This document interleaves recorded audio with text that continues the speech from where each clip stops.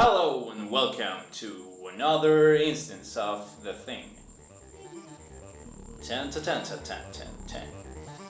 Alright, so I wanted to talk to you about whether or not Korg microKORG is a good investment in 2020. No. First of all, some history. It was released in 2003, I believe, and it's based on the Korg MS-2000 because it's the year 2000. So let's talk about the microKORG. It's a digital synth. It's got 4 different voices. You can play it in mono synth, unison, and but it's basically a 4-voice run-of-the-mill synth.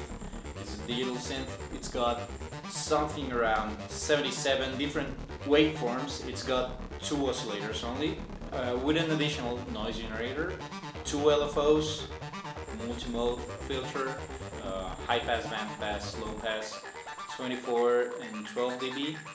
It's got like a sequencer like arpeggiator.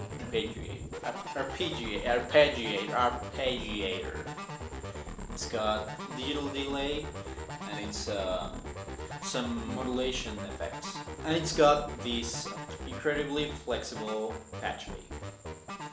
It is a hardwired digital patch bay, but it's pretty useful and it's pretty flexible. It's pretty much what sells it.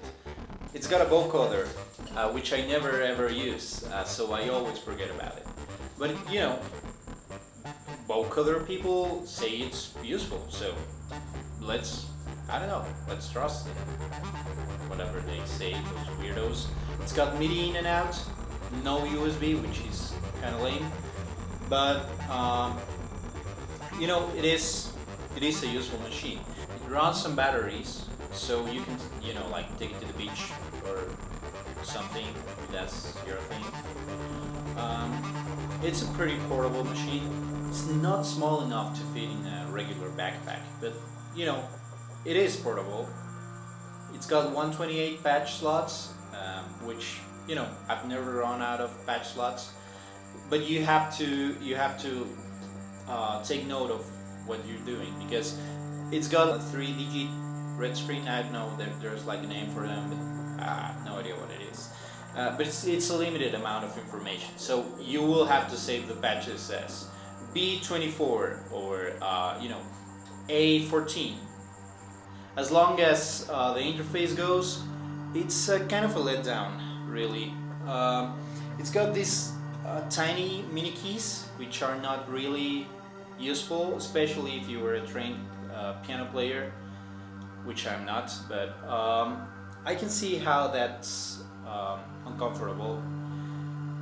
They are like, the treble isn't long enough for a good action. It's got no velocity, and these keys break, they break a lot. It's really not ideal for a live situation. If you only have these 5 knobs, which are the basic of the basic parameters, and of course they change if you change this dial to a different position, but you have to read what these 5 knobs turn into all the time. It's impossible to memorize, and some of these, it's not the most complex menu diving synth ever, but it's not the most intuitive either. It's mostly a preset machine. Well, 2020 marks the 16th anniversary, so congratulations microKORG on your sweet 16. It really starts to feel 16 years old. It's not like one of those legendary vintage synths, like it's not a 106, or it's not a the MS-20 itself. It is what it is. It's a digital synth. It's plastic feeling. It is plastic, also, so it is plastic. It was made to look vintage, and it does. It's a pretty instrument. I won't deny it. But this menu diving thing is not something we should be having to deal with in 2020. Korg recently came up with the microKORG S. It's got twice as many patch slots. It's got a speaker built in, and that's pretty much it. Otherwise, it's the same synth motor. It's the same interface, but I think the other one's white, which, you know, it's nice if you're like Prince or Shakira probably. But yeah, this is the Mark 1. They tried to evolve it into a Mark 2, the microKORG XL. That definitely didn't work. The layout was even worse, and it had like, I don't know, no one bought it. But everyone bought this one, so yeah. For a while there was this microKORG versus Innovation Nova debate, whether or not you should try one or the other. I've never tried the Nova, but you know, I'm pretty happy with my microKORG. If you've heard any music at all during this video, it's been made with the microKORG, and it's a pretty badass thing. You know, it can sound pretty good, but it's $500, and for $500 new, you can get, you know, superior machines. We have the Bolkas, we have the Boutiques, we have you know, the Minilog.